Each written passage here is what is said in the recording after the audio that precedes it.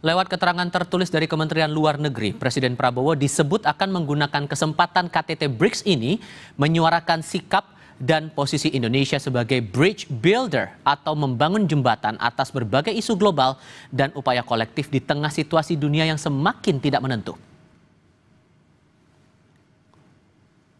Masih dari sumber yang sama, Indonesia disebut juga akan memanfaatkan forum ini sebagai platform memperjuangkan kerjasama global yang lebih adil dan inklusif, serta memajukan kepentingan nasional dalam berbagai bidang ekonomi, keuangan, pendidikan, dan teknologi. BRICS adalah kelompok kerjasama negara berkembang selatan-selatan yang diinisiasi oleh Brasil, India, Tiongkok, Rusia, dan Afrika Selatan.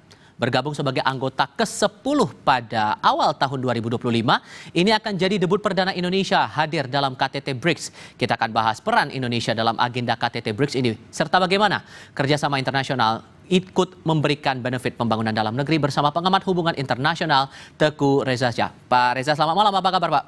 Kabar baik, salam Indonesia, salam dari Bandung. Terima kasih sudah bergabung bersama kami. Semangatnya adalah menjadi bridge builder, istilahnya membangun jembatan dalam kerjasama negara selatan-selatan atasi isu global.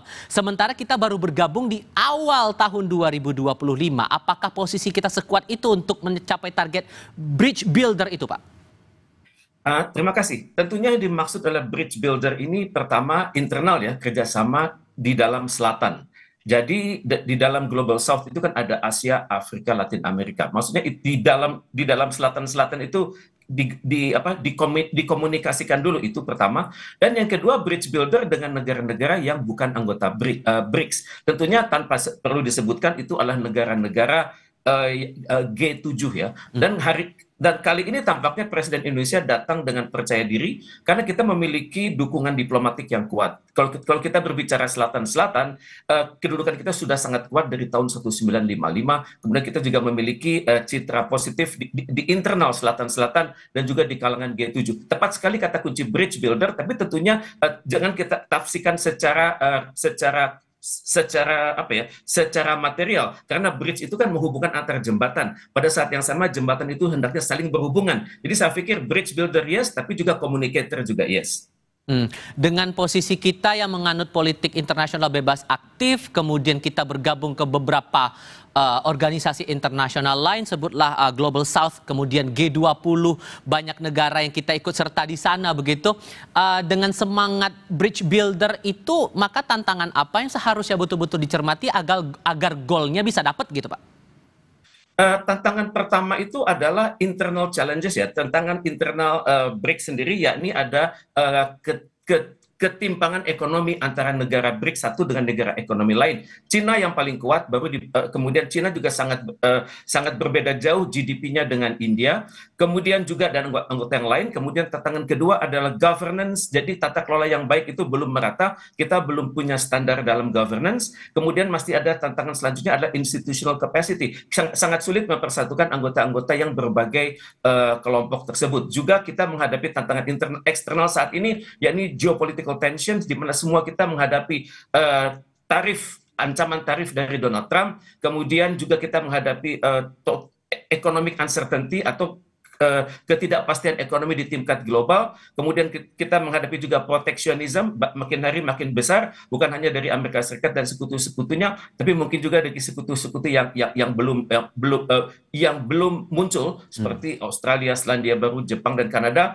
Kemudian kita juga hendaknya meyakinkan bahwa BRICS itu tetap relevan dan tetap mampu mengatur dirinya sendiri tanpa perlu menjadi pesaing dari blok-blok ekonomi yang sudah ada. Kemudian tantangan selanjutnya adalah resource allocation, jadi pembagian peran sumber daya, siapa yang bisa bersinergi dan siapa yang sanggup menjadi pandu dari berbagai kerjasama tersebut. Kemudian BRICS juga harus punya kemampuan menjawab tantangan-tantangan yang ada saat ini, terutama sekali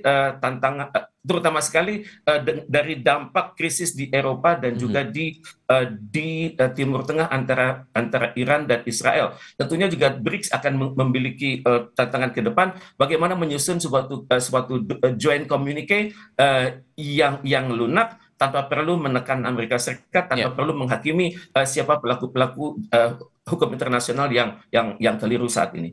Tapi di sisi lain kalau kita tarik ke belakang saat kita bergabung resmi di awal Januari, saat itu dari Amerika Serikat sempat memberikan warning untuk anggota-anggota BRICS secara aspek ekonominya. Karena kan semangatnya waktu itu yang menjadi alarm adalah gara-gara semangat BRICS ini membuat transaksi menggunakan mata uang lain selain dolar Amerika.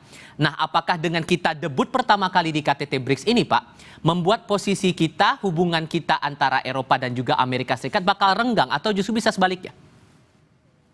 Disinilah kepiawaian diplomasi Indonesia ya. Kita justru hendaknya mampu mengatakan kepada negara-negara non-BRICS bahwa Anda ini sebenarnya beruntung melihat kami berada dalam BRICS. Karena kebijakan luar negeri kami adalah tidak antagonistik terhadap siapapun. Dan kami akan menjadikan BRICS itu suatu kekuatan ekonomi seperti hanya kami bersama Anda di dalam G20 dan bersama Anda juga di dalam Asia Pacific Economic Cooperation, dan kami akan menjadi kekuatan pertama yang menentang terjadinya konflik antar blok. Dan juga selama Indonesia ada di situ, isu-isu de-dollarisasi tidak akan muncul ke permukaan. Walaupun di internal BRICS ada kesadaran bahwa sebaiknya kita masing-masing menggunakan mata uang masing-masing.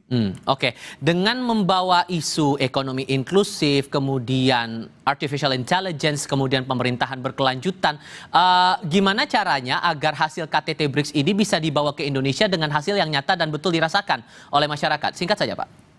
Tampaknya dalam hal ini kita perlu berkonsultasi secara jujur ya. Apa yang sudah kita capai di dalam items-items yang sudah kita sebutkan tadi itu. Dan untuknya kita harus ada perjanjian lanjutan dan masing-masing negara, yakni best practices apa yang bisa yang dibawakan kepada Indonesia, tentunya dengan menghargai prinsip-prinsip kesetaraan dan juga saling menghargai kedaulatan masing-masing. Oke, tentu ini yang kita harapkan bersama agar ada hasil dari pertemuan kelompok internasional ini bisa dirasakan langsung oleh masyarakat kita. Pak Reza, terima kasih banyak sudah berbagi pandangan bersama kami. Selamat malam, Pak. Selamat malam, salam dari Bandung.